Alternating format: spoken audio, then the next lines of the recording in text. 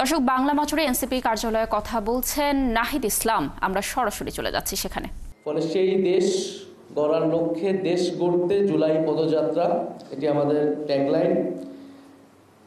এর মধ্যে আমরা 16ই জুলাই যেদিন শহীদ আবু সাঈদ শহীদ হন, এই জুলাই গণঅভ্যুত্থানের প্রথম শহীদ, এবং তার শহীদ হওয়ার মধ্য দিয়েই আমাদের যে জুলাই গণঅভ্যুত্থান শহীদের যে মিছিল, সেই মিছিলটি আসলে শুরু হয়েছে। ফলে সেই দিনকে আমরা বৈষম্য বিরোধী শহীদ দিবস হিসেবে পালন করব এবং সারা দেশে শহীদদের জন্য দোয়া মাহফিল এবং স্মরণসভা অনুষ্ঠিত হবে। বৈষম্য বিরোধী শহীদ দিবস 16ই জুলাই। আমরা 3রা আগস্ট, আপনারা জানেন যে 3রা আগস্ট শহীদ মিনারে ফ্যাসিবাদ বিরোধী এক দফা দিবস ঘোষণা হয়েছিল। আমরা এই বছর 3রা আগস্ট শহীদ মিনারে ছাত্র জনতার জুলাই ঘোষণাপত্র ইশতেহার পাঠ কর্মসূচি অনুষ্ঠিত হবে। আপনারা জানেন যে জুলাই ঘোষণাপত্র যেটি সরকারের দেওয়ার কথা ছিল, আওয়ামী লীগ নিষিদ্ধের আন্দোলনের প্রেক্ষিতে 30 কার্যদিবস বলা হয়েছিল, সেই 30 কার্যদিবস পার হয়ে গিয়েছে, কিন্তু সরকার কোনো ধরনের উদ্যোগ আমরা দেখিনি। এই জুলাই ঘোষণাপত্রের দাবিটি ছিল যারা অভ্যুত্থানকারী ছাত্র নেতৃত্ব, তাদের পক্ষ থেকে এই দাবিতে এসেছিল যে জুলাইয়ের ঐতিহাসিক প্রেক্ষাপট, সাংবিধানিক স্বীকৃতি, শহীদদের মর্যাদা ইত্যাদি নিশ্চিত করার জন্য আমাদের এই জুলাই ঘোষণাপত্রটি প্রয়োজন। ফলে সরকার যেহেতু এটা তখন বলেছিল সকলের সাথে আলোচনা করে ঐক্যমত্যের মাধ্যমে এটি দিবেন, পরে আওয়ামী লীগ নিষিদ্ধের আন্দোলনের সময় এটি পুনরায় সরকারের প্রতিশ্রুতি দেয়, সেই প্রতিশ্রুতি সরকার রক্ষা করতে পারেনি। ফলে আমরা মনে করি যে অভ্যুত্থান ছাত্র জনতা করেছেন এবং এই ঘোষণাপত্র আমরা ছাত্র জনতাকে সাথে নিয়ে তাই 3রা আগস্ট এই ছাত্র জনতার জুলাই ঘোষণাপত্র এবং ইশতেহার কর্মসূচি রাখছি। সারা বাংলাদেশের মানুষের আকাঙ্ক্ষা, তাদের প্রত্যাশা শুনে তাদেরকে সাথে নিয়ে আমরা 3রা আগস্ট শহীদ মিনারে ছাত্র জনতার জুলাই ঘোষণাপত্র এবং ইশতেহার পাঠ করব এবং 5ই আগস্ট আমরা ছাত্র জনতার মুক্তি দিবস উদযাপন করব। 5ই আগস্ট আমরা জানি যে শেখ হাসিনা পলায়নের মাধ্যমে এই গণঅভ্যুত্থান একটা প্রাথমিক বিজয় অর্জন করেছিল এবং বাংলাদেশের মানুষ নতুন করে স্বাধীনতা এবং মুক্তি লাভ করেছিল। ফলে সেই মুক্তি উদযাপনে আমরা 5ই আগস্ট ছাত্র জনতার মুক্তি দিবস উদযাপন করব।